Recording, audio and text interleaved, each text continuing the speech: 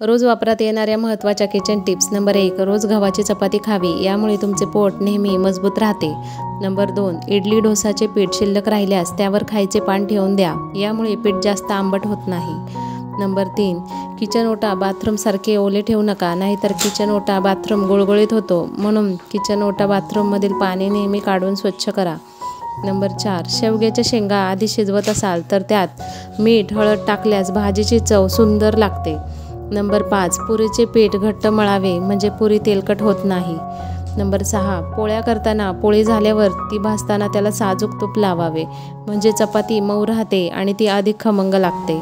Number 7, शिरा करताना भाजल्यानंतर ओल्या नारळाचा चव घालून पुन्हा भाजावा, नंतर नेहमीप्रमाणे शिरा बनवावा, याने शिरा जास्त चवदार लागतो. नंबर 8, आपण मेथीदाणे तसे खात नाहीत, कारण ते कडू असतात, त्यामुळे मेथीदाणे तुपात तळून त्याची पावडर करून शेंगदाण्याचे लाडू बनवून त्यामध्ये घालावी, याने आपल्या पोटात मेथीदाणेही जातात आणि मधुमेहासारखे आजार होत नाही. नंबर 9, पावसाळ्यात साखरेत किंवा मिठामध्ये तांदळाची पुरचुंडी टाकून त्यामध्ये ठेवून द्या, यामुळे त्यामधील ओलावा शोषला जाईल. नंबर 10, नेहमी कोमट पाणी पिणारे लोक खूप तरुण दिसतात. नंबर 11, जर तुम्हाला सदैव तरुण राहायचे असेल तर जेव्हाही तुम्हाला राग येतो तेव्हा तुम्ही लगेच तो पचवा, कारण ज्या व्यक्तीला खूप राग येतो त्यांच्या चेहऱ्यावर वृद्धत्वाची चिन्हे दिसू लागतात. नंबर 12, छोले करण्यासाठी चणे रात्री भिजत घालण्यापूर्वी त्या पाण्यात सोड्या घालण्याऐवजी 4 ते 5 वेळा तुरटी फिरवावी आणि सकाळी नेहमीप्रमाणे कुकरला शिजवावे, याने छोले मऊ शिजतात. नंबर 13, कांदे बटाटे एकत्र साठवून ठेवू नका, नाहीतर कांदे बटाटे लवकर खराब होतात.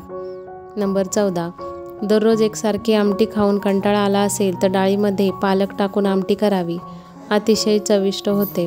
नंबर 15, बाथरूममध्ये किंवा किचन सिंकमध्ये काळे डाग पडले असतील तर त्यावर हार्पिक टाकून ठेवा, 10 मिनिटांनंतर घासून घ्या, स्वच्छ निघतील.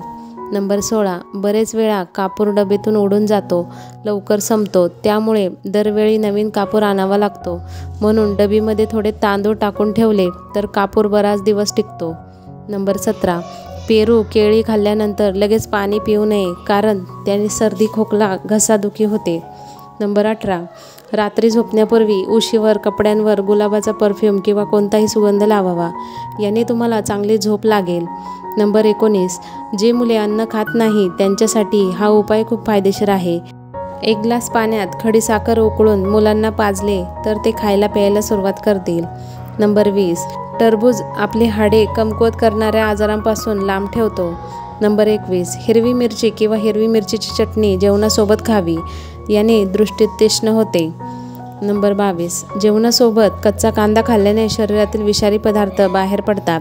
नंबर 23, खोकला थांबवण्यासाठी लिंबाच्या रसामध्ये लवंग पावडर मिसळून प्यावे. नंबर 24, रोज रिकाम्या पोटी सफरचंद खाल्ल्याने बद्धकोष्ठता दूर होते.